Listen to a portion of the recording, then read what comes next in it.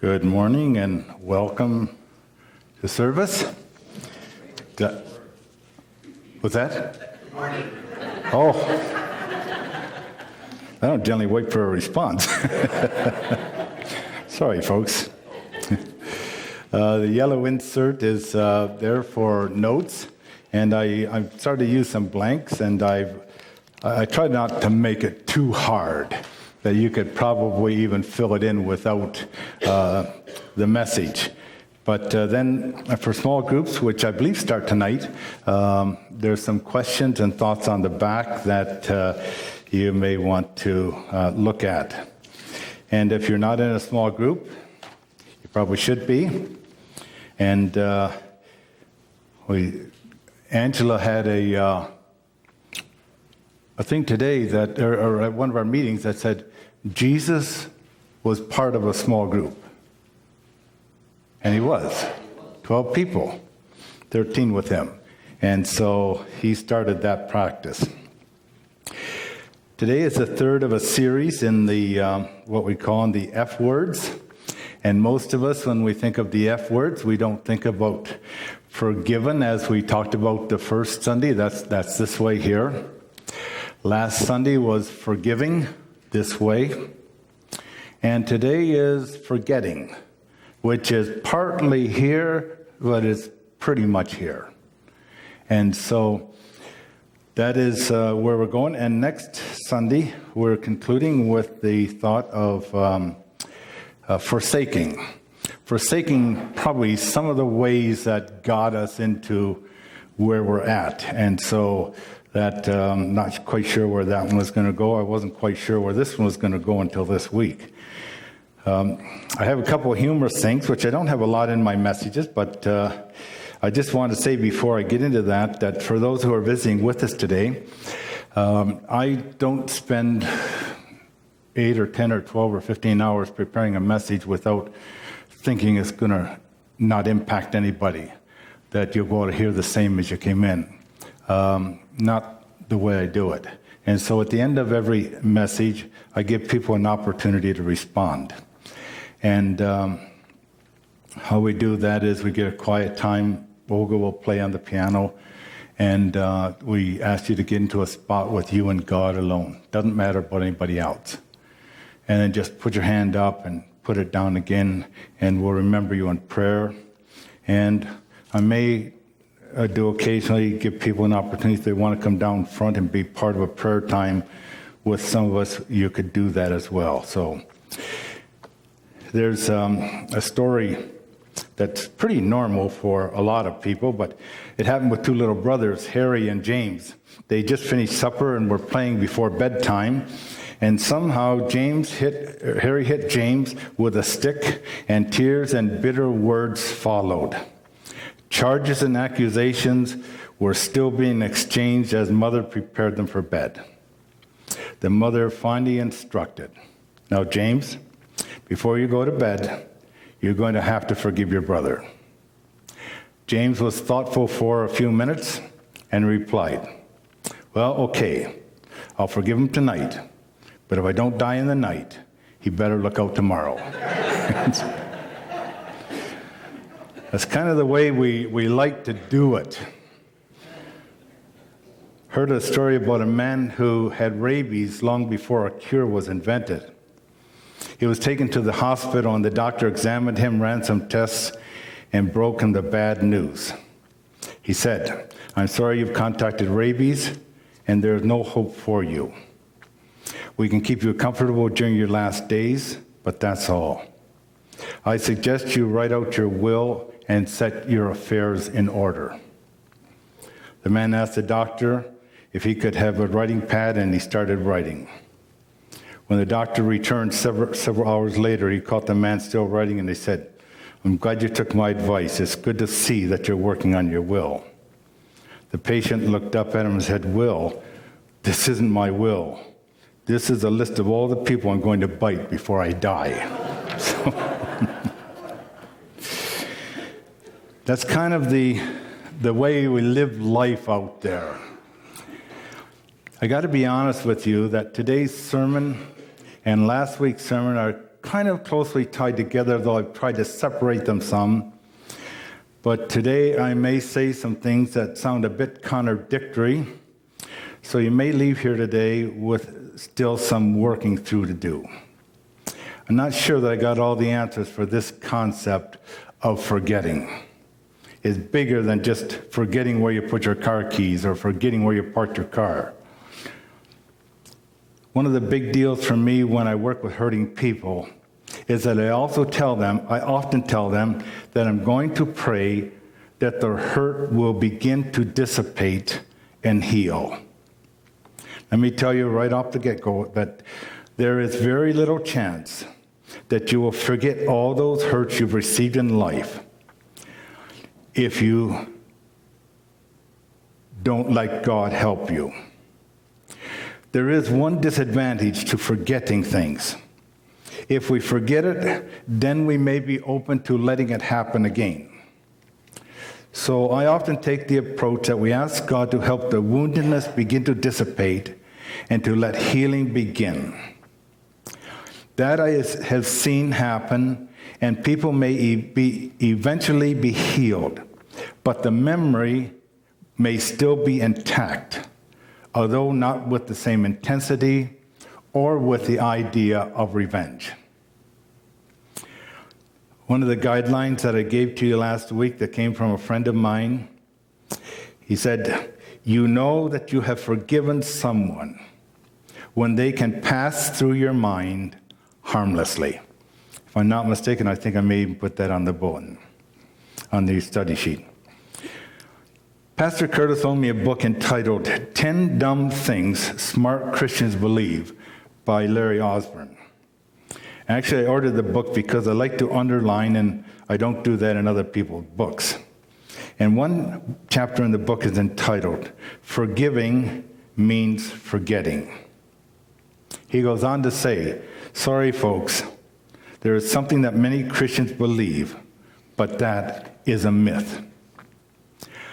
This myth that we forgive, we forget, wipe the slate so clean that there's no recollection of the transgression is not so. It just doesn't happen."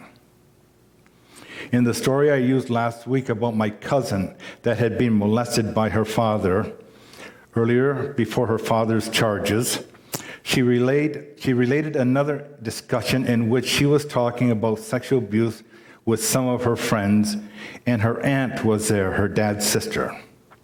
And her aunt said, "I don't understand why people just don't forgive and forget." She might have added that God forgives and forgets. Well, that's not completely true. If we think God forgives and forgets, then I think we got a bit of a theological conflict, and since I'm not a theologian, maybe I'm going on thin ice here. But if God forgives and forgets, why did he have all the biblical authors include the stories of David's sin with Bathsheba in vivid color for us to read, and there are so many other stories that we could go to? I suspect that he had those stories included for two reasons. One, to help us understand that his forgiveness is real. And the second thing I think, and there may be others, I just didn't want to go further. The second point is that when God forgives us our sins, it does not remove all the consequences of our sin. But and we could go and spend a lot of time on the consequences that David paid for because of his sin with Bathsheba. But in Psalms 103, verses 11 and 12, it reads this: "For as high as the heavens are above the earth, so great is his love for those who fear him, who reverence him. As far as the east is from the west, so far has he removed our transgressions from us." Do you have any idea what that really means? Let's look at it for a moment. Let's say you travel from the east to the west, and you will discover that the two never meet. You can travel from the east to the west your whole life, and you'll never meet the west. Or vice versa. But if David had said from the north to the south, now that is measurable. He wants us to understand that once we ask for God's forgiveness, He has forgiven us and the slate is clean. We think that remembering is sometimes an advantage. I have a YouTube clip this morning that is not religious-based at all, and it's entitled, "The Woman Who Can't Forget."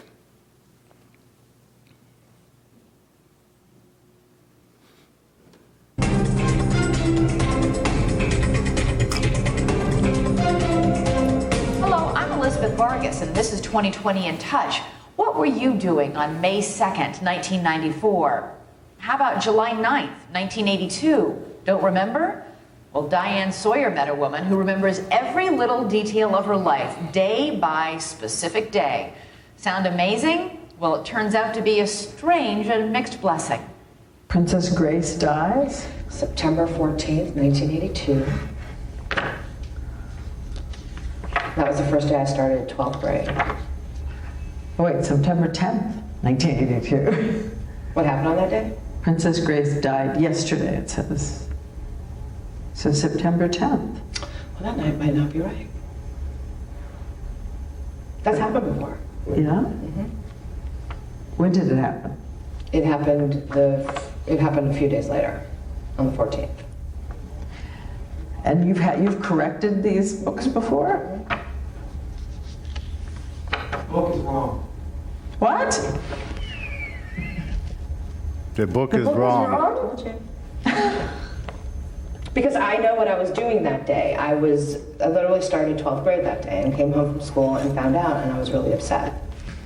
So I know this is very hard to do, but tell me, try to convey to everybody out there who can't imagine this, what it's like inside your head, just every day. I am in the moment, but I also have like this split screen in my head. So split screen, you're here with me on one side of the screen, and on the other side of the screen are very vivid images going by. What's happening right now? Is it, you're remembering what you were wearing, you're remembering Everything. the emotion? Everything. I always explain to people, like, I'm walking around with a video camera on my shoulder, and every day is a videotape. So if you throw a date out at me, it's as if I pulled a videotape out, put it in a VCR, and just watched the day as it happened, like from my point of view. We hope you'll watch 2020 on the air every Friday night at 10 o'clock, 9 o'clock Central. I'm Elizabeth Vargas for... That is not an advertisement for 2020. Jill Price is known as the woman who cannot forget. A rare disorder, also known as highly superior autobiographical memory. They are at present studying 6 people in North America with that condition. Number of things that I want to have us understand from this. It means that she forgets nothing. Every day, every moment, played out crystal clear. Number 2, while such a memory might sound wonderful to us, trouble finding our keys and so on, that might be helpful. Number 3, it's not just that she can recall exactly what she was doing 20 years ago, she feels it. Every joy as well as every hurt. Her husband died 10 years ago. She relives her hurt as though it was today. Intense clarity, misspoken words, every mistake, ever, she never forgets. And most of all, for Jill Price, time heals no wounds. God has blessed most of us with something that blocks our retrieval of some memories. Jill Price does not have that. I want to take us now to 1 Corinthians 13. And I'm going to read, there's 4 verses there. I use these verses in my marriage ceremony, every marriage ceremony I do. It goes like this. Love is patient. Love is kind. It does not envy. It does not boast. It is not proud. It is not rude. It is not self-seeking. It is not easily angered. It keeps no record of wrongs. Love does not delight in evil, but rejoices with the truth.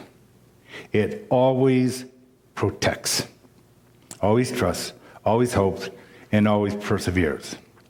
You might have guessed I want to spend just a little bit of time on this phrase, it always protects.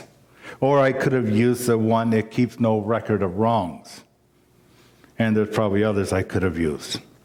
I use this phrase in every marriage ceremony that I do. It always protects. We love, we protect. See, we as humans are predisposed to remembering and keeping lists. Let me go with marriage for a moment. In marriages, often spouses keep lists. Most keep mental lists, and we replay that list far too often. And with replaying that list, the hope of forgiving and forgetting is gone. Not a chance that forgiving and forgetting will happen. Whether in a marriage, or in a neighbor, or family, or work relationships, if there is ever any hope of forgiving and forgetting, the list must go. And we must see ourselves the way God sees us. I want you to take those green inserts that you have there this morning. And on the one column on the left is what they did. If it's your spouse, take and stroke out what they did and put in what he did, what she did. You may need a copy of these here because maybe you got more than one person that you need to work with here. And then on this other side is my reactions.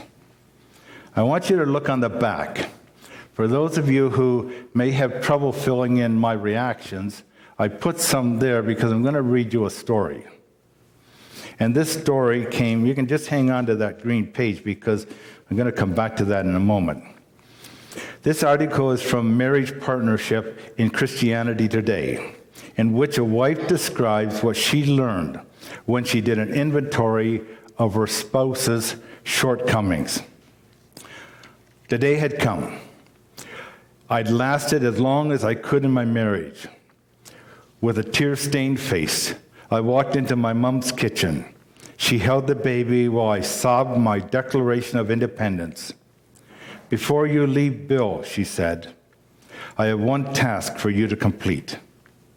Her mother then took a sheet of paper and drew a vertical line down the middle of the page and asked her to list in the left columns all the things Bill did that made it impossible for her to live with him. Oh, this is going to be easy, I thought. My pen started immediately to scribble down the left column. The list went on until I filled the page. I certainly had more than enough evidence to prove that no woman would be able to live with this man. Smugly, I said, "Now I guess you're going to ask me to list Bill's good qualities on the right side." Her mother told her instead to write out your responses and reactions to each of the times that Bill did whatever he did. She wrote, and these are some of the things on the back of the page. I pouted, cried, and get angry. I'd be embarrassed to be with him. I'd act like a martyr. I wish I'd married somebody else. I'd given him the silence treatment. I'd feel I was too good for him. The list seemed endless. When I reached the bottom of the page, Mom picked up the paper, and with a pair of scissors, she cut the paper. And you need to get this next part right. She took Bill's side and crumpled it up and threw it in the garbage. She gave the other side to her daughter, And she said, Becky, take this list back to your home. Spend today reflecting on these things and praying about them. She said, I left my luggage and my son. I drove back home to my house. When I sat on the couch with a piece of paper, I couldn't believe what I was facing. Without the balancing catalog of Bill's annoying habits, the list looked horrifying.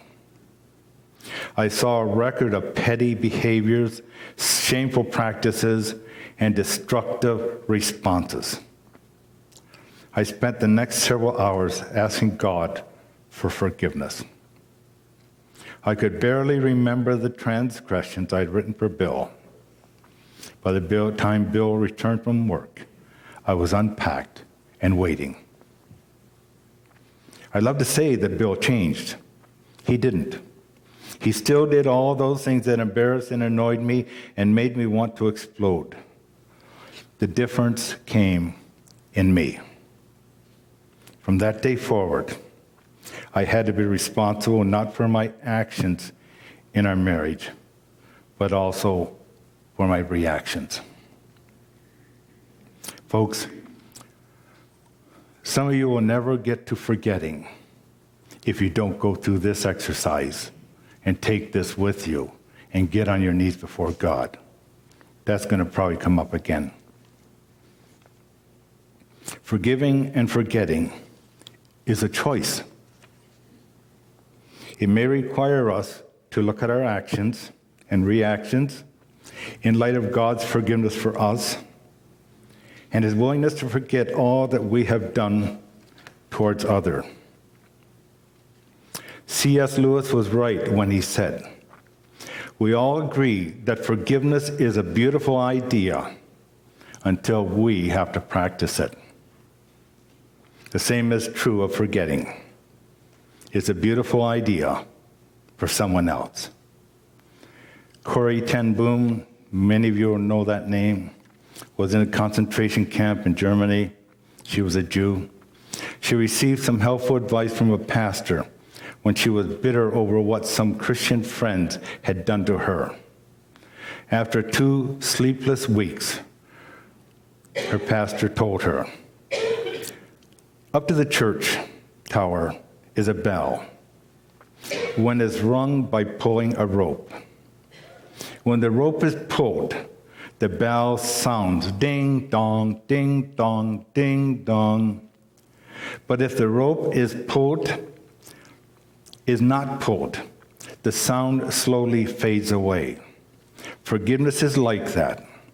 When you forgive someone, we take our hands off of the rope. But if we've been tugging at our grievances a long time, we mustn't be surprised if the old angry thoughts keep coming for a while.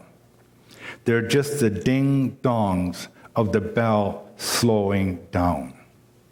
Friends, are you still yanking on the rope, or have you truly let go? A few months ago, I did a wedding in Leoville and did rehearsal on Friday evening and the wedding on Saturday afternoon. After the rehearsal, I drove to Spiritwood where I stayed in a bed and breakfast, but there was also a couple living there in Spiritwood that I had done their wedding a year or so earlier. I stopped in to see them, and during our conversation, I told them I wanted to send them a book that I'm now giving to every couple that I marry. It's entitled The Love Languages.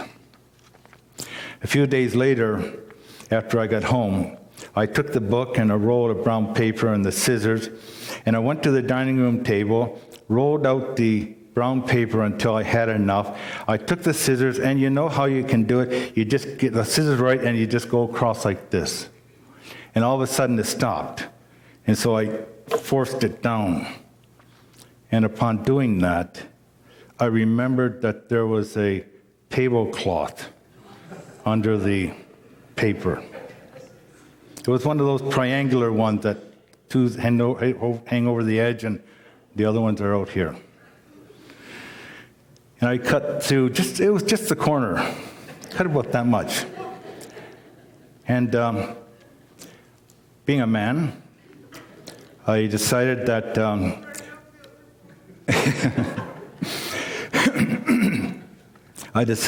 I might try a red-green solution and put a little bit of duct tape under it. But I knew that Sandy would notice it sometime, and so I decided that it was probably easier to ask her forgiveness than to try and patch it up. I did come to my senses, and I knew that I'd be discovered, so I decided to confess. When she came home, I told her I had something to confess, took her to the tablecloth, and said I was sorry. She looked at me, and her response was, "You've likely forgiven me for bigger things than this." You know what? That response has really baffled me, because we've been married 52 years. And over the past 8 months, over the past couple of months since that happened, I've not been able to think of one thing bigger that I've forgiven her for. Is it possible that in 52 years, I haven't had to forgive Sandy for something bigger than that? Or is it because we love each other that we've forgiven and forgotten? I've concluded that I must have forgotten because common sense and my years of experience tell me that two people can't live together 52 years and not have something bigger than a cut tablecloth to, well, you get the point. I have a story that I'm going to conclude with. And the story doesn't really have to do with the theme of today, but in some ways it really does. It's a story of a teacher getting down on her hands and knees before God, if not physically, at least in her heart, humbling herself. And you know, if this thing of forgiving and forgetting is going to work for us, there's probably times we're going to have to get on our knees before God and say, I need your help. It's like last Sundays, I gave you a suggestion that if you're dealing with an issue, I start praying, God, I don't want to forgive this person, but please, would you help me? And I maybe pray that 100 times. And eventually I get to that point where I say, God, I know you want me to forgive them. And I want to. Would you help me? And maybe forgetting is about the same way. Not really a whole lot different. This story is about a boy called Teddy Stellard. Teddy Stellard was an unattractive and unmotivated 5th grade student. His teacher, Mrs. Thompson, found him difficult to like due to his deadpan, expressionless, unfocused stare. She had to admit that deep down inside, she took pleasure in marking his paper with red ink and making an F with a special flair. As a teacher, she had access to his records and sought more to know about him. 1st grade, Teddy shows promise with his work and attitude, but has a poor home situation. Grade 2, Teddy could do better. Mother is seriously ill, and he receives little help at home. 3rd grade, Teddy is a good boy, but too serious. Slow learner. His mother died last year. Grade 4, Teddy is very slow, but well-behaved. Father shows no interest. Got to tell you, I'm going to get emotional on this story, but most of you are used to that. It was Christmas time, and the children in Miss Thompson's class brought her presents in pretty wrappings. When she got to it, it was crudely wrapped in brown paper. When she got to Teddy's, it was crudely wrapped in brown paper and loosely held together with tape. She opened it to find a bracelet with stones missing and a bottle of cheap perfume. Some of the children snickered, but trying to be nice, she slipped on the bracelet and even some perfume, saying, "Doesn't it smell lovely?" When school was over, Teddy lingered behind and came to her desk. "Miss Thompson, you just smell like my mother, and her bracelet looks really pretty on you. I'm glad you like my present." This is the part I don't want you to miss. That night she went home and asked God to forgive her for how she had treated that little boy. Next day, her class welcomed a new teacher. Mrs. Thompson was no longer just a teacher, but an agent of God. She committed herself to loving her children, and especially Teddy. Teddy began to show dramatic improvement, and by the end of the year, had caught up with most of the students. She did not hear from Teddy for a long time, until one day she received a note. "Dear Mrs. Thompson, I want you to know that I'll be graduating second in my high school class. Love, Teddy." 4 years later, "Dear Miss Thompson, they just told me I will be graduating first in my class. I wanted you to be the first to know. The university has not been easy, but I liked it. Love, Teddy." Finally, "Dear Miss Thompson, as of today, I am Theodore Stellard, MD. How about that?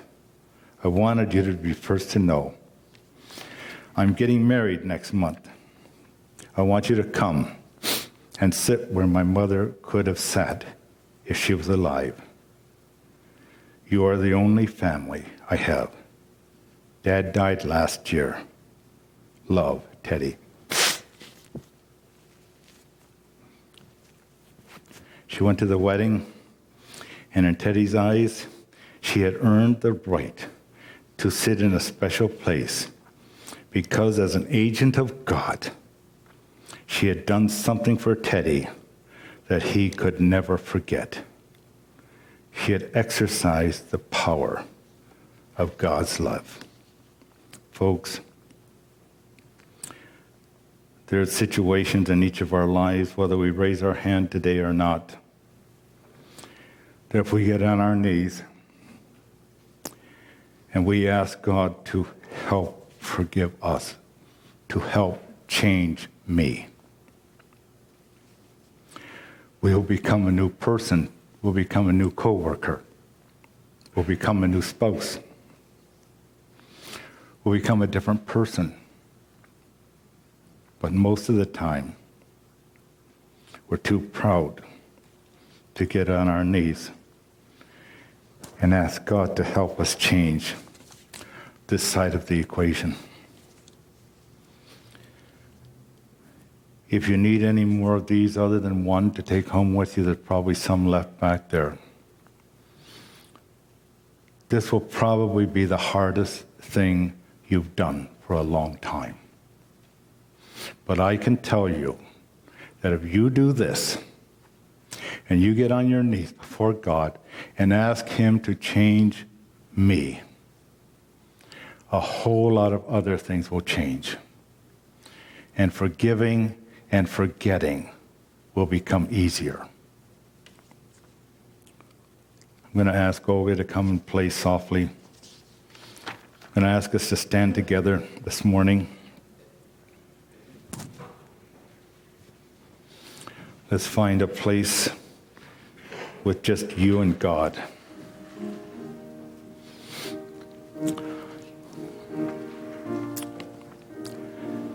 And this morning, as we stand here together with our heads bowed and our eyes closed, I just want us to talk to God for a minute. And if you feel that you want change in your heart, if you need change in your heart, just put your hand up and put it down again.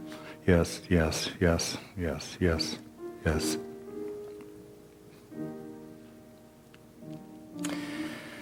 Father, we're human. We're predisposed to make lists, to remember.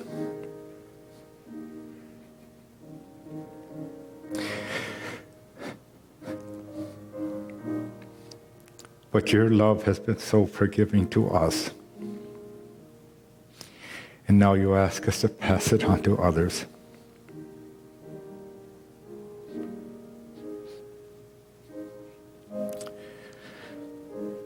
You want us to become an agent of your love. And for some of us, that'll mean getting on our knees before you with that list that's so hard to make.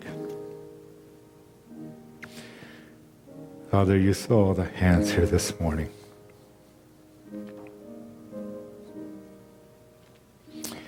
I just pray that you'll strengthen each one to do what you would asking them to do, to bring the change in their lives that you would like to see. Pray, Father, that we don't leave here today without that determination to become a more serious agent of your love. We ask this in your Son, Jesus' precious name. Amen. I'm going to ask the worship team to come. They're going to lead us in one more song. And if there's anyone here this morning that you would like to come down front and have us pray with you, Pastor Curtis on this side, I'm over here. If you'd like to come down while we're singing that last song and just have us pray with you, we would be thrilled to do that. God bless you.